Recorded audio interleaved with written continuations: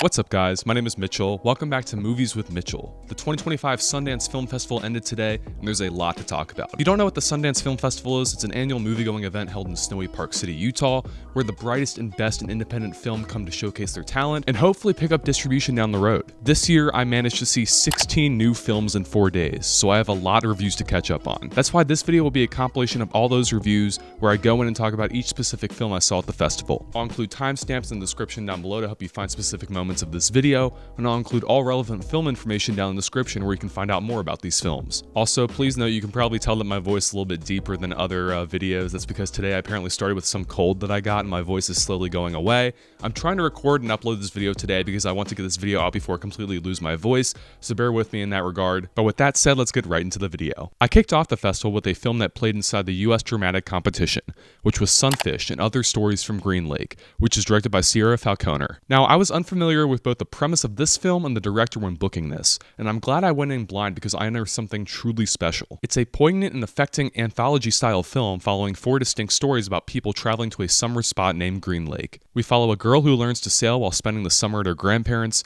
a boy who is suffocating in orchestra camp with the immense pressure placed on him to succeed, 2 sisters who operate a bed and breakfast, and a fisherman who is after a mythical catch of fabled legend. The structure of this film is very much slice of life. From the start, it immerses you into this summer atmosphere with ease and never lets go. The vibe and tone of this is on point. The way Sierra Falconer frames and blocks this is so breathtaking and nostalgic. If you've ever spent a summer at a favorite vacation spot, you'll easily identify with and love this film. It feels so vulnerable yet honest and so personal to the filmmaker. In the post-film Q&A, Falconer mentioned how this was her master's thesis film for UCLA, and I gotta say, for a master's thesis film, this is incredibly strong work. However, that's also where the problem with this film lies. At a short runtime of 87 minutes, it's an incredibly difficult task to wrap up all these different character arcs in a satisfying way. But the film never manages to reach that point. Each story abruptly ends with zero closure or resolution to each story, leaving audiences on a jarring cliffhanger in relation to wanting to know what happens to each character. And maybe that was the intent, to showcase that life is unpredictable and you can't tell when a story or arc will end. However, I would have personally preferred more time devoted to wrapping up everything in a satisfying way. There is really powerful stuff on display here, but the end result never manages to make a definitive impact. However, the filmmaking and atmosphere make this such a personal and heartfelt watch, especially during the summer. That's why I'm giving Sunfish a 3 out of 5 stars. Next, I saw DJ Ahmet, which was a film playing in the World Cinema Dramatic Competition. Directed by Georgi M. Umkovsky, the film follows a 15-year-old boy named Ahmet who is growing up in a remote Macedonian village, who finds passion in music, which is looked down upon by his father and everyone else surrounding him. Refusing to let his passions die without a fight, Ahmet works to rebel against the system surrounding him in order to make a name for himself. Oftentimes, these films about growing up can feel quite derivative from past material, which is definitely the case here. Nothing about DJ Ahmet is revolutionary or entirely original. Many of the plot beats feel pulled straight from past coming-of-age films. Where DJ Ahmet succeeds, however, is in executing these ideas in a way that feels fresh and original, even if it isn't. The performances, especially from Raiff Jakub as Ahmet, are incredibly authentic and personal. The script is full of so many comedic moments in which the audience can enjoy themselves, but also takes a dramatic turn that showcases the poignant nature of growing up. At its core, however, DJ Ahmet is a rousing film because of its core subject matter. Individuality, especially when growing up, is an element that so many people desire to achieve, but few too many are confident enough to do it. This film, however, challenges this notion, instead broaching the subject that perhaps it's our individuality that truly makes us shine. Much like the pink-dyed sheep that Ahmet cares for among his flock in the film, Ahmet is his own person. The film raises so many intelligent and thought-provoking questions and delivers a rousing and heartfelt familial story that so many people can relate to. Although it's not breaking new ground in the coming-of-age genre, it's largely charming and charismatic. That's why I'm giving DJ Ahmet a 3.5 out of 5 stars. Next, I saw a film playing in the US documentary competition, which was Andre is an Idiot, which is a film directed by Anthony Benna and picked up for distribution this year by A24. And oh my gosh, what a film. I didn't know what to expect going into this one, so imagine my shock when the film starts and goes right in, never allowing the audience any time to breathe or reorient themselves. The film follows a fascinating subject named Andre Riccardi, who calls himself a brilliant idiot. The reason? He went his entire life without getting a colonoscopy, and now he's dying from stage 4 colon cancer. Such a diagnosis would send anyone into a depressive or manic spiral, but Andre sees a different outcome in this situation. Enlisting a documentary crew of filmmakers, Andre seeks to create a documentary documenting the final years of his life on Earth and a journey where he hopes to learn how to truly die happy. Now, if that sounds like incredibly heavy subject matter for a documentary, don't get me wrong, it is. However, the execution is so different from what the premise would make you think the tone would be. The film is a celebration of life, from the first moment to the last. It's a movie about taking advantage of every moment you have on this planet and never taking anything for granted. As we follow the deeply empathetic and humorous subject of Andre throughout the film, he implores audiences to never lose sight of the things that make life important. And it's such a powerful and timely reminder. As Andre so simply puts it at one moment within the film, people want to paint the portraits that they want people to see. But the beautiful, most fascinating portraits are the ones that show the flaws and tell that complete stories of our lives. Which is exactly what Andre has done here. Andre doesn't shy away from showing us a raw and vulnerable portrayal of his life, with scars, flaws, and all. Instead of the normal documentary treatment where we are fed information that filmmakers and subject want us to see, we are instead treated here to a film of rare and incomparable compassion for its topic. As we follow Andre throughout these formative years of his life, and we listen to his inner musings and discoveries along the way, there are so many impactful and personal moments that open up a conversation of thought-provoking proportions. In short, this is definitely a film you cannot miss when it releases. It's unlike any documentary I've ever seen before, and as someone who has covered Sundance for the past 5 years, trust me, I've seen a lot of documentaries. Barring some slight pacing issues and some overt AI usage in the final act of the film, which is unfortunate, this is a rare and uncompromising film that will probably be the only one of its kind ever made. That's why I'm giving Andre is an Idiot a 4 out of 5 stars. I followed up this uniquely structured documentary with another uniquely structured documentary, with this one existing in animated form. The film is titled Endless Cookie and is directed by Seth and Peter Scriver. The film follows the story of two half-brothers, one indigenous and one white, who sit down to discuss their family history and their personal stories from their past as an animated medium paints these oral traditions in such a vibrant form. This film is such an important reminder of the raw power of storytelling. It's a remarkable film in that very little happens within its runtime. We see these two half-brothers as they sit around a couch, a documentary microphone in front of each of them. However, this slice of life style opens up such a layered and emotional exploration into the lives of these people and their history. The decision to employ animation to paint these surreal and often darkly comedic moments make them feel more vulnerable and empathetic. The style is hard to describe, as I've never seen a film quite like this, but I'd say it reminded me of a late-night Adult Swim cartoon cutaway stretched to a 90-minute documentary. It's exactly the type of out-there, avant-garde type cinema that I love Sundance for. Something like this would not garner attention or consideration inside other major festivals, but the indie spirit of both this film and the festival itself are a perfect match. It executes such an effortlessly simple premise in such a complex way. It's at its core a story about family and about storytelling as a construct through which ancestral history is passed down from generation to generation. The animation is used to convey so many interesting quirks and personality effects for each family member here, making it feel so fleshed out. You'll end the film feeling like you've known this family and these people for years, which is such an impressive feat for any film. It definitely takes more creative swings than I expected, and some land more solid than others, but this is definitely worthy of more attention and stands as such a unique and vibrant experience. That's why I'm giving Endless Cookie a 4 out of 5 stars. Next, I watched one of my most anticipated films of the festival, which was Omaha, directed by Cole Webley.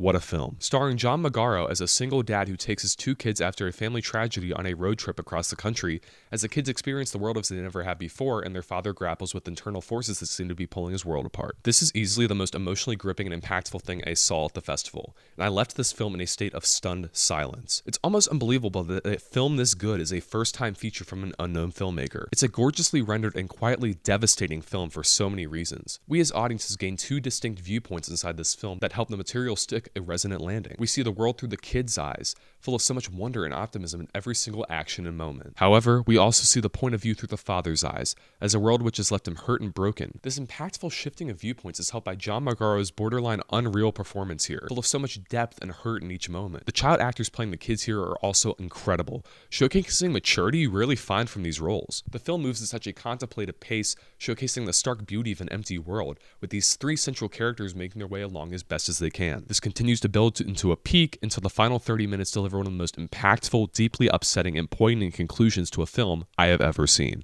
I mean, I was a complete wreck. It's beyond a tearjerker. It makes your heart ache in a way which few films manage to reach. There is so much this film says with so little, and each moment is tinged with a melancholic beauty that allows the audience to feel such an appreciation and love for each character here. I really hope this film gets picked up for distribution by someone, as it's something that everyone needs to see. This is incredible and powerful, and you will not leave the film the same person you were going in. That's why I'm giving Omaha a 4.5 out of 5 stars. Next, I watched another selection inside the World Cinema Dramatic Competition, which was Sukkwan Island, starring Swan Arlad of Anatomy of a Fall fame and Woody Norman. Based off of a novel of the same name, which I was unfamiliar with heading into this one, it's a movie about an estranged father and son who decide to spend a year together, isolated on a Norwegian fjord, in order to reconcile their relationship. This time together quickly begins to spiral into a fight for survival as they begin to question the dangers that lie both outside and inside their cabin. This is easily the most gripping and intense film I saw at the entire festival. It's kind of honestly deceptive in how it starts off as a laid-back and poignant independent drama and quickly ramps up the tension to an uncomfortable degree. Every shot inside this film is framed in close-up and employs a tense shaky cam style to highlight the inner turmoil and anxiety each character faces in the moment. Swan Arlad and Woody Norman both deliver incredible performances here. The psychological thriller angle the film takes on is also an interesting twist,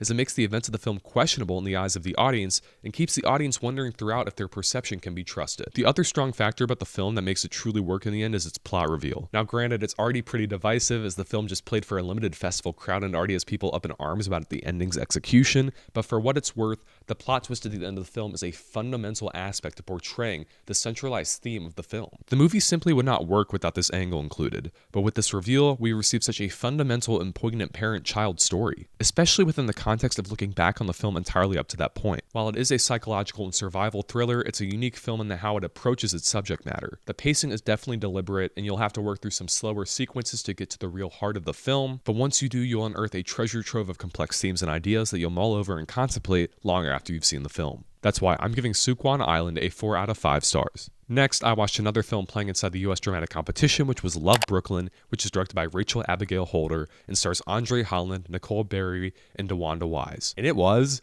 very mid. It's disappointing to see a film like this inside Sundance every year that I just can't look past its glaring issues, no matter how hard I try. There's always at least one film every year that falls into this category, and unfortunately this year, it's this one. Now, I'm not here to hate on any filmmakers or actors included in this film. Holder is a promising young filmmaker, and to even have a debut feature play inside Sundance, not to mention have Steven Soderbergh as an executive producer, is an achievement in itself. It's just not anything special. The film follows a man named Roger living inside Brooklyn as he navigates love, life, and relationships, all while he tries to write a commissioned article about the city itself. Now, with a film like this, you would expect it to be a complex and moving rumination on a city like New York and the characters inside of it. But the biggest crime here is that it's just not that. I mean, this is generic Sundance movie right here. It's like if you asked ChatGPT to write you a script for a quirky indie film festival movie. There is zero depth to each character, the script feels half-baked at times, and the pacing and tone are just off. Visually, it does nothing to advance a set or distinct style. In fact, the cinematography looks like it was legitimately shot on a cell phone, which I don't know if this is the case or not, as the Soderbergh executive producer credit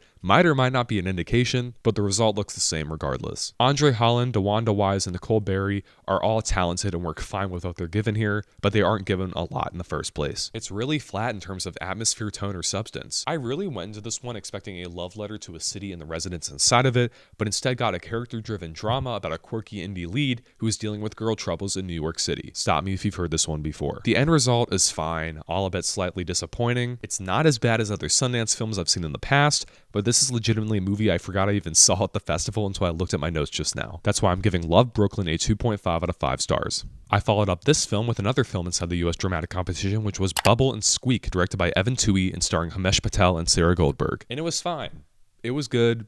It was passable. I mean, you'll know within the first 5 minutes of starting this movie whether or not the specific brand of humor will work for you. If you find that it does, great. You'll be in for a thoroughly engaging and solid hour and 90-minute film. However, if you're like me and find the humor here to be quite juvenile and too quirky in terms of execution, it's going to be a long movie. I admittedly was not into this one as much as other people are, but I also don't think the end result is generally anything to write home about in the first place. It just feels like a blatant parody of a Yorgos Lanthimos film more than does anything else, from the style of the cinematography, to the score, to the deadpan delivery of lines, to the writing. And while this is pretty cool and admittedly interesting in a few key instances here, it just drags and feels old and quite stale after a while when it doesn't do its own thing. I love and appreciate a lot of what it attempts to set up and do here, but it feels very much like a first draft script in terms of pacing and execution. However, it's anything but boring. If you want to see a quirky comedy about two Americans who smuggle cabbages illegally into a country that features Matt Berry doing a Werner Herzog impression and Dave Franco in a bear suit, this will do the trick for you. It's fine for what it is, but again, the humor just didn't entirely work for me. That's why I'm giving Bubble and Squeak a 3 out of 5 stars. Next, I saw the most anticipated thing of the entire festival for me. It was the thing I booked first and I was looking forward to in the weeks leading up to the festival the most,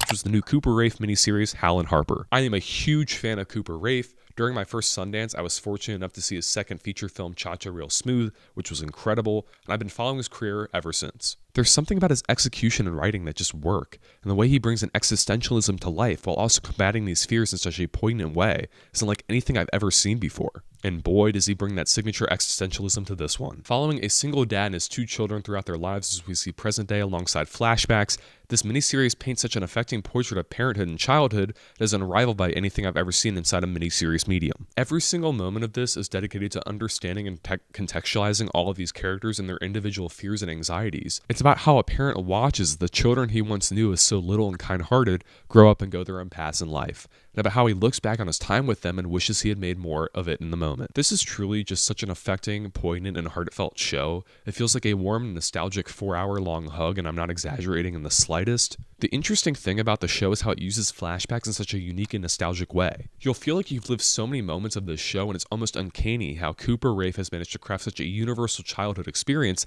that everyone can relate and identify to. Simply put, this is incredible stuff. This is by far the best thing I saw at the festival this year, and I cannot stop raving about it. I'll be going in more depth about it in a future video, but I sincerely hope this gets picked up for distribution so that everyone can experience this truly staggering and sincere work of art. That's why I'm giving Hal and Harper a 4.5 out of 5 stars. Every year at Sundance, I try to watch at least one major or hyped up short film. This year, that short was The Reality of Hope, which was directed by Joe Hunting. Now, I had zero clue about what this was about before I saw it, but I saw that it had been picked up for distribution before the festival, and that was enough for me to go, okay, this definitely seems like it's worth checking out. So, imagine my surprise when I start this documentary short to see that it was about furries. Now, I don't get furries. It's something I've seen on social media, as anyone active on the internet surely has, but I've never really experienced any form of media that allowed me a window into this fandom and its intricacies. And that's kind of why I love Sundance, because it opens up my worldview on so many different topics. And this is such an affecting documentary on so many levels. It follows a virtual reality user named Hugh who is dealing with chronic kidney failure. He needs a transplant, but is struggling to find anyone to participate in one with him. That is, until he meets another virtual reality user named Photographer, who offers to fly around the world just to donate a kidney and help hire you out. This opens such a complex and emotionally layered story about two people drawn together inside a virtual world. They form a connection unlike any other. Last year, one of my favorite documentaries of the entire festival was Evelyn, and this short film explores so many similar themes and ideas to that film. It explores the idea of personal connection inside these modern-day digital worlds, and how friendship and connection is ever evolving inside a society which places technology as a tool/barrier inside of these relationships. Simply put, this is so much more poignant and affecting than I expected, and it's such a strong short film. I legitimately never thought I would tear up over two furries in VR chat, but this film made me, and I guess that sums up Sundance for you. This won't be for everyone, as I still really don't understand this whole entire fandom, and I'm sure people will be reluctant to give it a shot, but if they do, they'll find a deeply personal and moving film about human connection. That's why I'm giving The Reality of Hope a 3 out of 5 stars. Similarly, every year I also check out a film from the next category of the festival,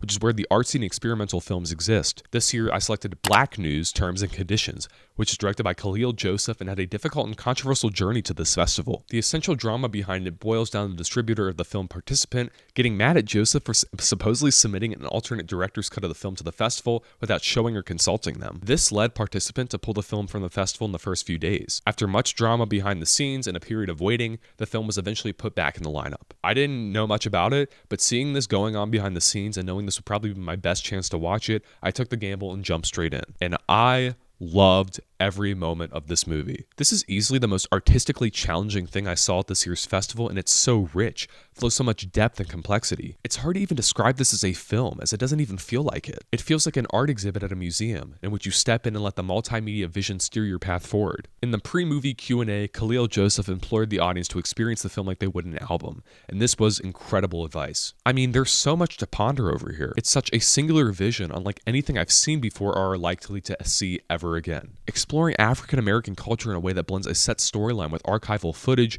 memes, and academic research, it's a blend of so many different genres, mediums, and tones. There is so much influence here from Gaspar Noé to Terrence Malick, yet Khalil Joseph makes it stand apart as its own thing as well. This is the work of a true visionary, and it's films like this that keep the independent and artistic cinematic experience alive. This rating is definitely subject to change, as it's a film I'll for sure find myself revisiting and thinking about for months and years to come, but at the moment, I'm giving it a 4 out of 5 stars. I walked out of this one in a daze, thoroughly impressed by the scope and vision, and so grateful to have been able to experience this. If you long for this film experiences that feel like works of art, this is the film for you. Do not miss this one. I followed up this experimental work of cinematic art with a very mid-movie.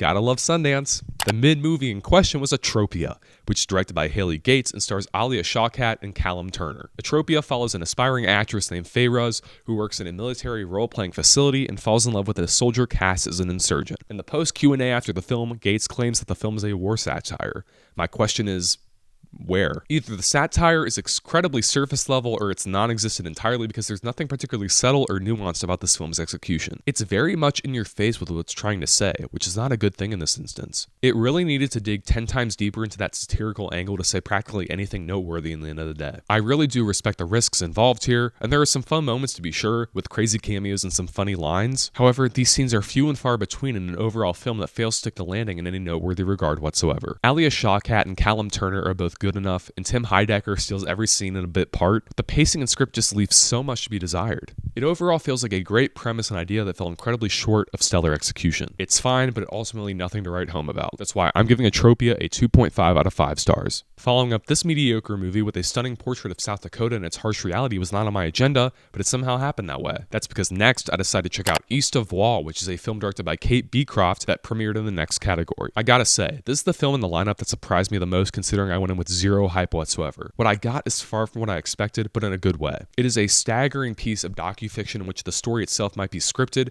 but it's based closely on the lives of its subjects, and the interesting twist here is that they play themselves. East of Wall follows a horse trainer named Tabitha who struggles with financial insecurity as she raises a bunch of troubled teenagers on a ranch in the Badlands. It's such a personal story, which is made all the more effective by the fact that these people are real. There's a quality of authenticity to this that wouldn't have been present had they cast real actors to play these parts, which is why the subject matter feels so much more effective and heartfelt. It is a deeply upsetting movie as each character struggles with their own personal troubles, including Tabitha, who struggles to provide for the people she cares for in her life. The stark beauty of the Dakota Badlands is highlighted and complemented with gorgeous cinematography, and Scoot McNairy and Jennifer Ehle show up for great supporting performances. It's secretly, almost quietly devastating. It's so grounded in how emotionally resonant and impactful it is. It's a movie where the character nuances make the journey so much more important and effective, due in part because it breathes an air of authenticity that few films of this caliber have. It's a harshly beautiful film in every regard, and one that definitely shows a lot of promise for this filmmaker in the future. That's why I'm giving East of Wall a 4 out of 5 stars. Next, I checked out one of the most talked about films of the festival, which was Plainclothes, starring Tom Blythe and directed by Carmen Emmy. I went into this one so excited. It was one of the buzziest titles of the festival,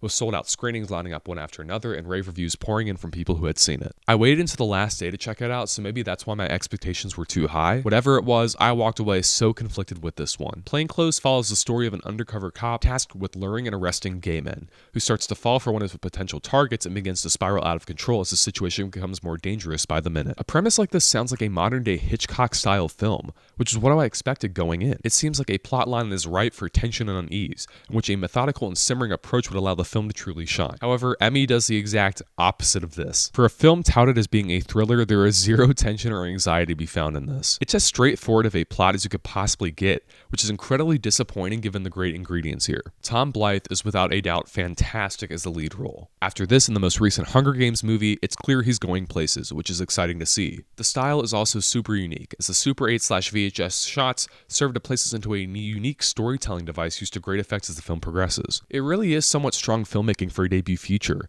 and it's also clear that this is a filmmaker to watch out for. It's just not amazing. It lacks the extra punch it needed to truly be anything noteworthy or special. The tense material and premise lose impact here because this film portrays such a film as a straightforward, forbidden romance type film rather than a thriller. There are moments where it seems like the tension will be ramped up, but it never does. The script is pretty generic and bare bones, and the ending really did not do the film any favors. There's such a thing as showing and not telling.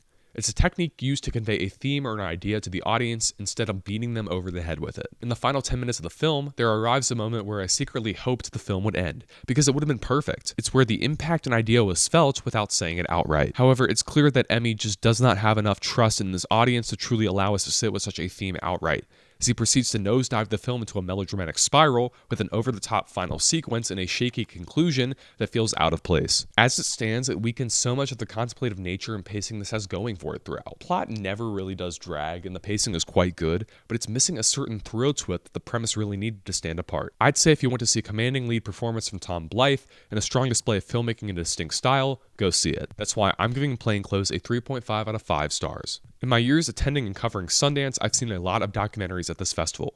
It comes with the territory, so trust me when I say I've seen some good documentaries and some bad documentaries.